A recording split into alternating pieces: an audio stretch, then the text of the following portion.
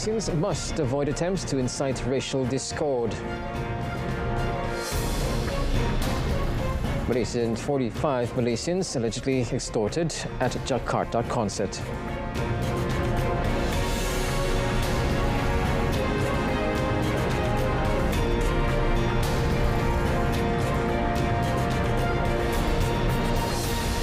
Good afternoon. Salam Malaysia Madani. I'm Otto Othman and Merry Christmas. This is World Today.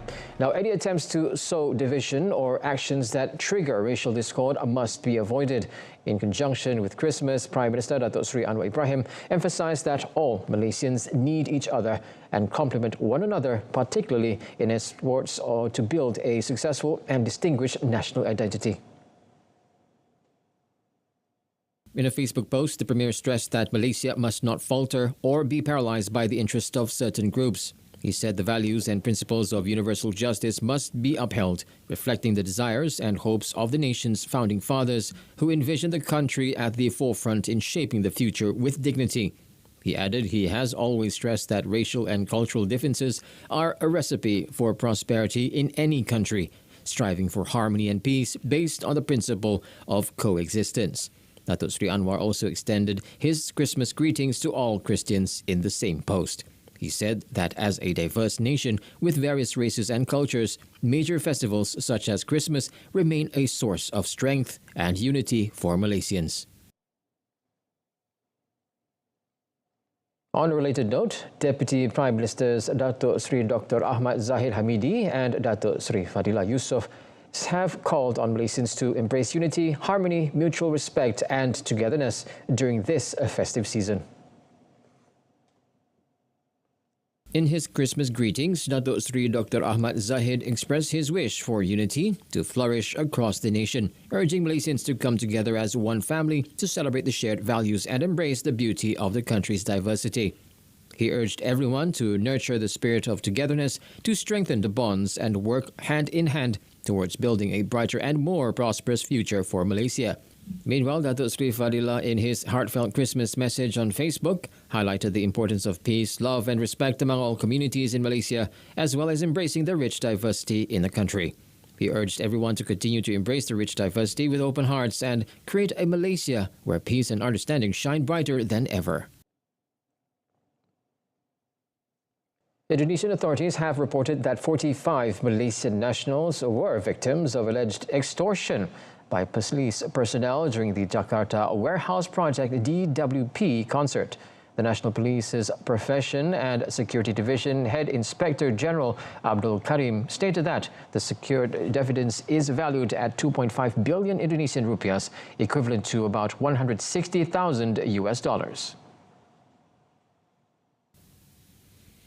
Abdul Karim stated that 2 official complaints had been filed by the Malaysian nationals in a press conference broadcast, adding that their identities would be protected throughout the investigation. He stressed that the case is being closely monitored by external bodies, such as the National Police Commission, to ensure transparency and fairness in the investigation. On Saturday, Indonesian police detained 18 personnel from allegedly extorting Malaysian nationals at the 3-day concert in Kemayoran, North Jakarta, which ended on 15th December. The Indonesian Tourism Ministry has coordinated with the event promoters and police to address the issue since the tourist concerns were made public. Syria's new leaders have announced that they have reached an agreement with the country's opposition forces groups on their dissolution and integration under the Defense Ministry. Absent from the meeting were representatives of the US-backed Kurdish-led forces that control swaths of Syria's northeast. The meeting between the opposition forces groups and Syria's new leader, Ahmed al-Shara, ended in an agreement on the dissolution of all the groups and their integration under the supervision of the Ministry of Defense. The announcement comes just over 2 weeks after President Bashar al-Assad fled Syria following a lightning offensive spearheaded by Shara's Hayat Tahrir al-Sham group. On Sunday, Shara said Syria's armed factions will begin to announce their dissolution and enter the army. He noted that the new authorities would absolutely not allow there be weapons in the country outside state control. He said this would also apply to the Kurdish-led Syrian Democratic Forces. 13 years of civil war in Syria has left more than 500,000 people dead and fragmented the country into zones of influence controlled by different armed groups, backed by regional and international powers. Iran has denounced Israel's brazen admission of having killed former Hamas chief Ismail Haniyeh in Tehran earlier this year. Iran accused Israel of having carried out a heinous crime and defending its missile strike response. Iran's ambassador to the United Nations, Amir Saeed Iravani, said the brazen admission marks the first time the Israeli regime has openly confessed to its responsibility for the heinous crime. On Monday, Israel's defense minister, Israel Katz, acknowledged his side was responsible for the killing, the first time an official admission had been made. Haniyeh, who was seen as leading Hamas negotiation efforts for a ceasefire in Gaza, was killed in a guest house in Tehran on 31st July. Until Monday, Israel had never admitted to killing Haniyeh, but Iran and Hamas had attributed the Hamas political leader's death to Israel. In October, Iran said it fired 200 missiles at Israel, an apparent response to the killing. Iravani termed Israel's killing of Haniyeh a heinous terrorist act, adding that Qad's statement showed Iran was justified in striking Israel in retaliation. It also reaffirms Iran's consistent position that the occupying regime of Israel remains the most serious threat to the regional and international peace and security. An ongoing raid by Israeli forces in the occupied West Bank has resulted in at least 8 fatalities, including 2 women. The Palestinian Health Ministry said 7 were killed in the Tulkarim refugee camp and 1 in the nearby Nur Shams camp after the military launched a sweeping raid. According to the Health Ministry, 2 women, Hawla Ali Abdullah Abdu and Barak Khalid Hussein, were among those killed in Tulkarim. It said 18-year-old Fathi said Auda Ubaid was also among those killed in the area, adding that he was fatally shot in the chest and abdomen. The ministry also said that among the 8 people killed, 1 was killed in Nur Shams refugee camp, which was also targeted by the Israeli military during its raid. Residents of the Tulkarim camp reported that the raid involved bulldozers destroying roads. Violence in the West Bank has intensified since the Israel-Hamas war in Gaza broke out on 7th October last year. Since then, at least 811 Palestinians have been killed in the West Bank by Israeli forces or illegal settlers. A powerful blast ripped through an explosives plant in northwestern Turkey, killing at least 12 people and injuring 5 others. Now, according to initial reports, 4 were taken to hospital with injuries as a result of the explosion, but officials later revised the number of the injured as 5 and added they were not in a serious condition. There were no staff members left inside the factory, and the blaze was put out. The blast took place at 8:25 a.m. local time at a section of the plant which local officials said collapsed under the force of the explosion. Interior Minister Ali Yerlikaya said the cause of the blast at the factory, which is located away from residential areas, was not immediately known. Authorities ruled out sabotage and prosecutors have launched a thorough investigation. The plant, located in the north of Balikasir, makes munitions, explosives, and flares for the domestic and international markets.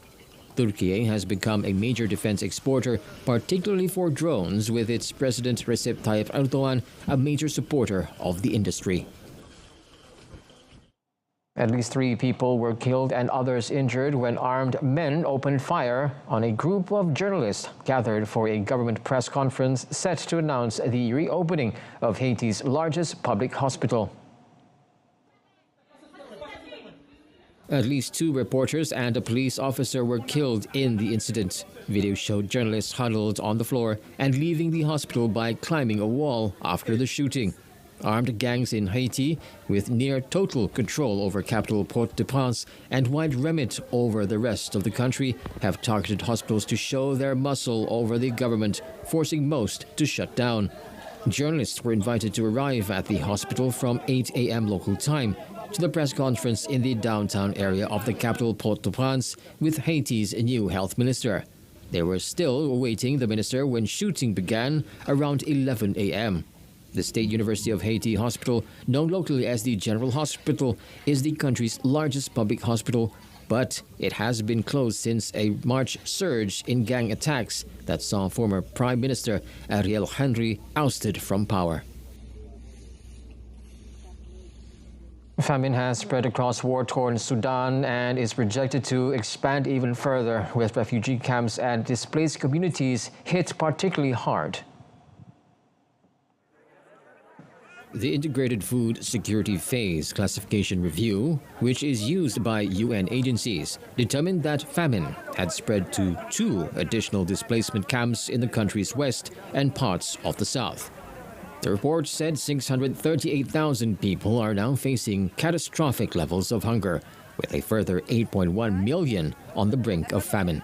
It noted that there was famine in 3 camps in North Darfur, including Zamzam, where famine had already been declared in August, and among residents and displaced communities in the Nuba Mountains in the southern Kordofan region. Between December and May, the report said that 24.6 million people are projected to face high levels of acute food insecurity.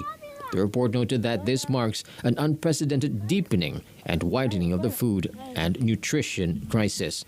UN Secretary General Antonio Guterres expressed alarm, reiterating his call for the involved parties to facilitate rapid, safe, unhindered, and sustained access to that humanitarian assistance and staff can reach the people in need.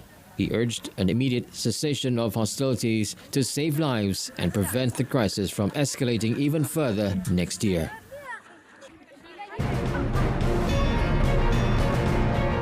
Still ahead, Japan to control factories in crisis to secure supply chains.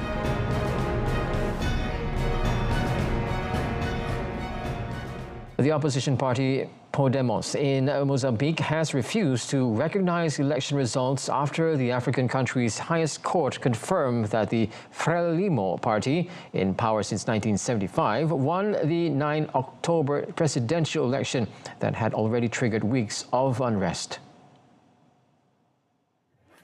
At least 21 people, including 2 police officers, have been killed in Mozambique in the last 24 hours in post-election violence that erupted after the ruling party was controversially confirmed winners in recent elections.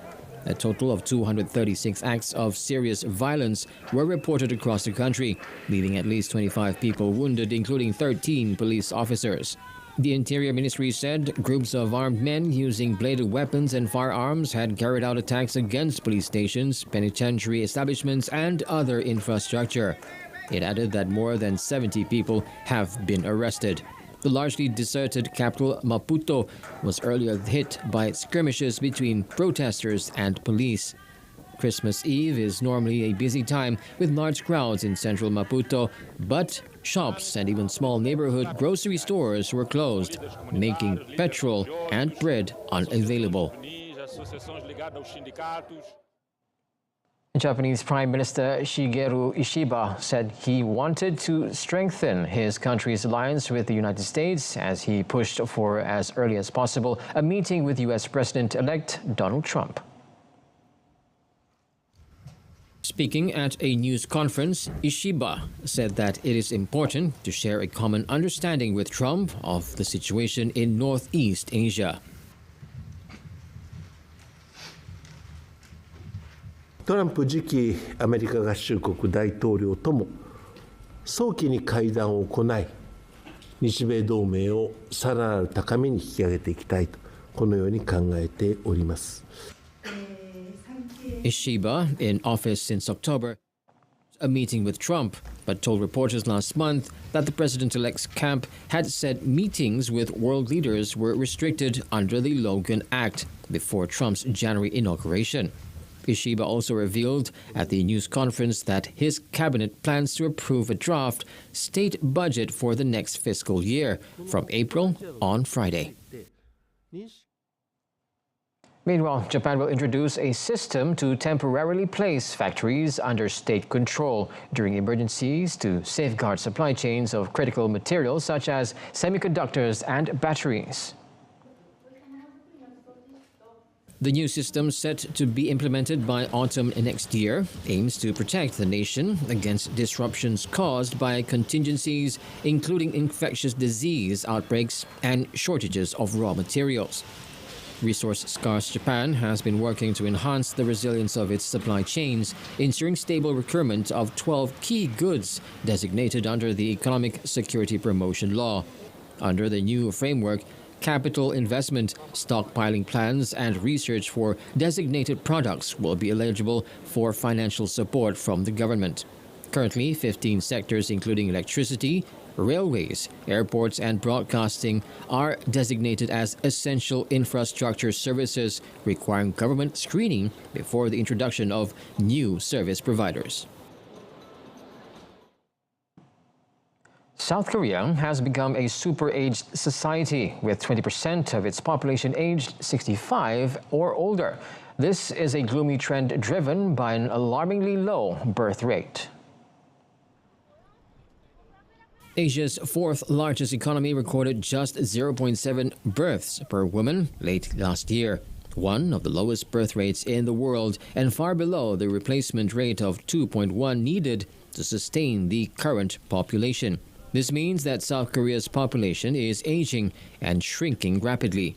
The Interior Ministry said those aged 65 and older account for 20% of the 51.2 million registered population, numbering 10 million, placing South Korea alongside Japan, Germany, and France as a super-aged society. It also means the elderly population has more than doubled since 2008, when it numbered fewer than 5 million. Official data show that men account for 44% of the current 65 and older group. The government has poured billions of dollars into encouraging more births, with Seoul authorities offering subsidies for egg freezing in one recent effort. However, such efforts have failed to deliver the intended results, and the population is projected to fall to 39 million by 2067, when the median population age will be 62. More than 160 Chinese workers have been saved from slave-like conditions in Brazil, where they had been building an electric car factory for Chinese EV giant BYD. BYD's Brazilian subsidiary said in a statement that it has broken with immediate effect its contract with the company responsible for the work on the site, namely Jinjiang Construction Brazil Limited. The site is located in Camaçari in the northeast state of Bahia and, when completed, will be BYD's biggest electric car plant outside Asia, with a production capacity of 150,000 vehicles per year. Work on part of the site was suspended by order of Bahia's Public Ministry for Works. In a statement, the ministry said it had found an alarming situation of precariousness where employees were being kept in degrading working conditions. Authorities have organized an online hearing on Thursday so that BYD and Jinjiang can present the necessary provisions guaranteeing minimal accommodation conditions and the rectification of the violations detected. Parts of Bosnia and Herzegovina were cut off, and more than 170,000 people were left without electricity due to a snowstorm gripping the region. Despite efforts and continuous work to repair the faults, the electricity supply situation worsened. At the same time, in the western part of Bosnia, a state of emergency was declared after severe weather blocked all entry and exit points to the municipality of Drava, cutting off its 17,000 residents. President of the Drava Municipal Council, Jasna Pisanak, said the situation is extremely difficult. The snow keeps on falling and people are stranded due to the bad weather. Snow drifts in some villages around Drava are up to 2 meters high, and the heavy blizzard is making clearing efforts even more difficult.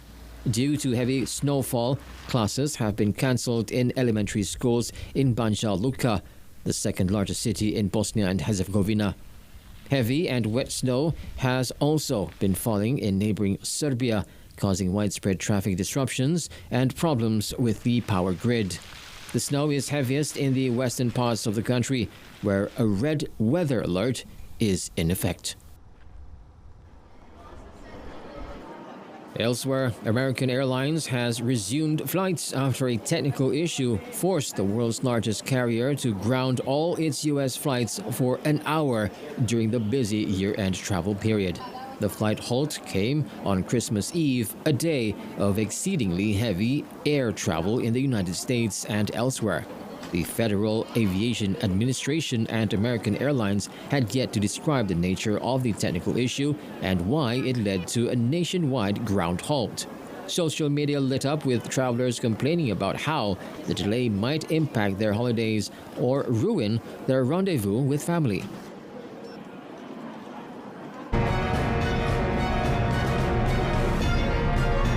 Up next in sports, world champion Tamaraj aiming for more titles next year.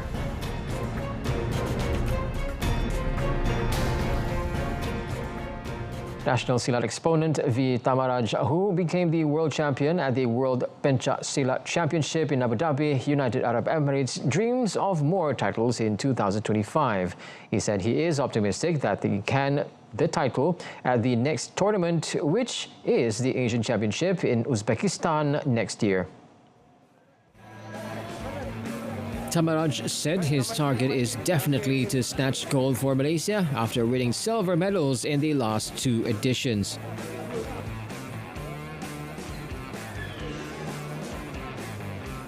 Betul, next game Asian pun ada juga.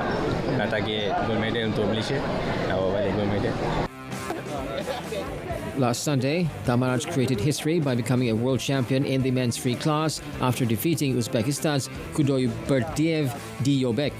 He said the victory over Kudoy Berdiev was more of a revenge for his previous defeat, thus giving him the confidence to excel on the international stage in the future. Tamaraj emerged among the senior Silat exponents who contributed one of the 6 gold medals at the World Pencak Silat Championship, which also saw Malaysia take home 9 silver and 4 bronze medals.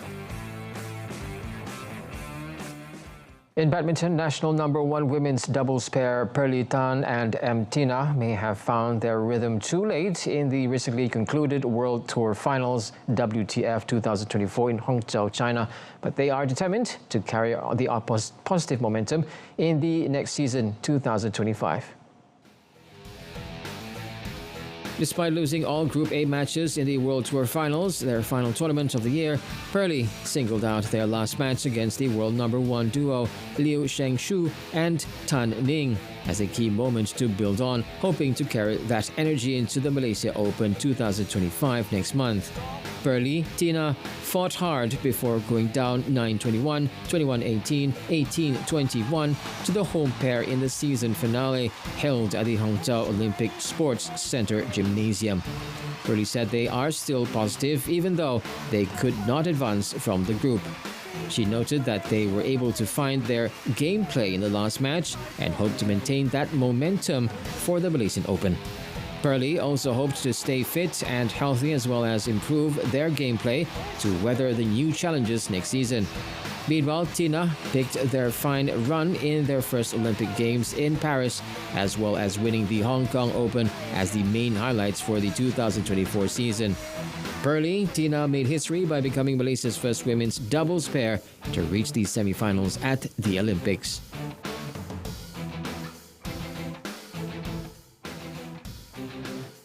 Moving on to football, Pep Guardiola has insisted Erling Haaland alone is not responsible for Manchester City's dramatic collapse in form this season. He said the team's dismal run of form with 1 win in 8 Premier League games is down to the whole team and not one player.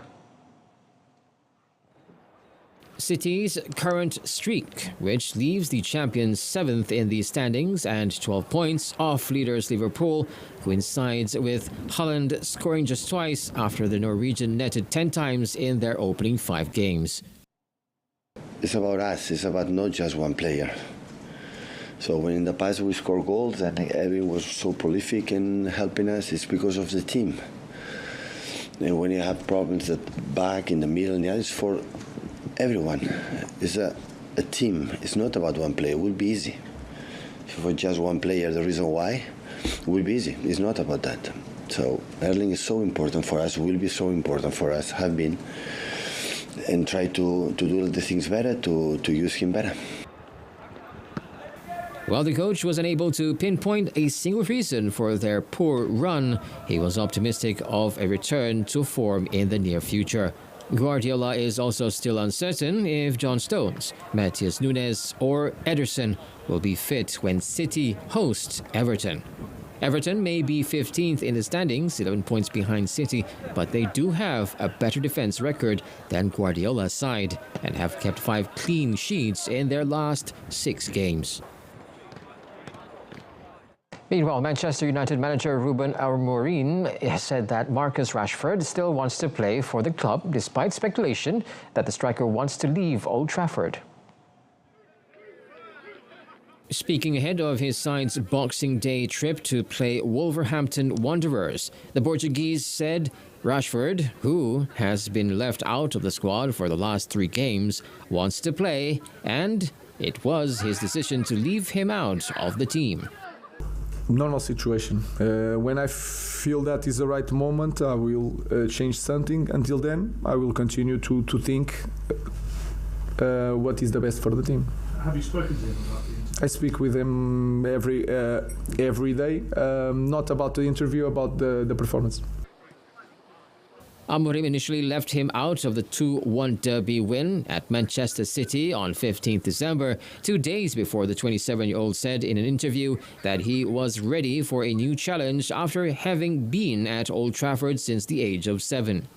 Rashford has scored 3 goals since Amorim took over last month, but was taken off in the 56th minute of their 2-1 Europa League victory at Victoria Pleasant on 12 December, with supporters booing the striker as he left the pitch.